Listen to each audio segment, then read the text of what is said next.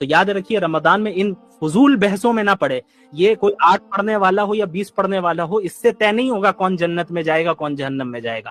جنت اور جہنم کا مدار صحیح عقیدے اور اعمال صالحہ پر ہے، صحیح عقائد اور اعمال صالحہ پہ. باقی جو سب ایشوز ہوتے ہیں اسلام کے، جو فروعی مسائل ہوتے ہیں، سب ایشوز ہوتے ہیں، اس میں علماء کے درمیان اختلاف ہوتے ہیں، اس میں اختلاف کی گنجائش رکھنی چاہیے. اس کا سب سے اچھا حل یہ ہے کہ اگر آپ ایسے اسکول آف تھاٹ سے تعلق رکھتے ہیں جس میں تراویح کی نماز 8 ہی رکعت ہے اور تراویح تہجد ایک ہی کو مانتے ہیں، ٹھیک ہے آپ اس پہ عمل کریں. اگر آپ اس پہ عمل کر رہے ہیں تو کوئی کافر اور مشرک نہیں ہو جائے گا. یہ آپ کے طریقہ استدلال ہے، آپ کے پاس اپنی کوئی دلیل ہوگی، لیکن جو 20 پڑھ رہے ہیں ان کو آپ پریشان کرنے لگ جائیں تو یہ طریقہ غلط ہے. اسی طرح اگر آپ کوئی ایسے اسکول آف تھاٹ سے تعلق رکھتے ہیں جس کے نزدیک 20 رکعت پڑھنا تراویح یہ مشروع ہے، یہ مسنون طریقہ ہے، اور پھر تہجد کی نماز الگ ہے، تو ٹھیک ہے آپ اس پہ عمل کریں. آپ کے پاس یقیناً آپ کی اپنی دلیل ہے اور کتاب و سنت سے اور سلف صالحین سے ہی آپ کی دلیل ہے، آپ اس پہ عمل کریں. لیکن جو 8 کا قائل ہے اب انہیں مشرک اور بدعتی قرار دینے لگ جائیں تو پھر یہ طریقہ بھی صحیح نہیں ہے. چونکہ یہ مسئلہ بھی کیا ہے،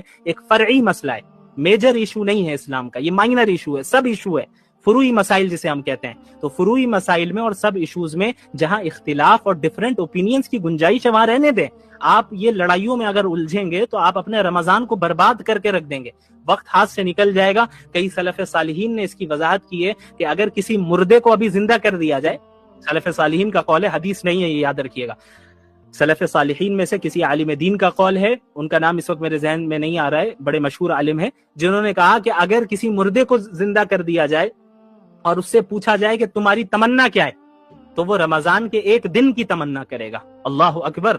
یہ اتنا بڑا مقام ہے رمضان کا، اور ابھی ہم مرے نہیں، ابھی ہم زندہ ہیں. تو یہ اللہ کا ہم پر کتنا بڑا فضل ہے کہ اللہ جو ہے ہمیں رمضان کی توفیق دے رہا ہے. سلف صالحین کا یہ معمول رہتا کہ رمضان کے آنے سے 6 مہینے پہلے سے ہی اللہ سے دعا کرتے، اللہم بلغنا رمضان، یا اللہ ہمیں رمضان پہنچا دے اور عافیت کے ساتھ، صحت کے ساتھ، ایمان کے ساتھ پہنچا دے. یہ دعا کرتے 6 مہینے پہلے سے، اور ابھی رمضان ختم ہوتا تو ختم ہونے کے 6 مہینے بعد تک اللہ سے دعا کرتے کہ یا اللہ پچھلے رمضان میں جو عبادتیں کی ہیں اسے آپ قبول فرما لیں. یہ طریقہ ہمارے سلف صالحین کا رہا، ہمارے علماء کا رہا، اکابر علماء امت کا رہا، یہ طریقہ صحابہ کرام کا رہا، یہ طریقہ اللہ کے رسول صلی اللہ علیہ وسلم کا رہا. تو یہ حضرات رمضان کا استقبال اس طریقے سے کیا کرتے تھے، تو ہمیں بھی اسی طریقے سے رمضان کا استقبال کرنا ہے.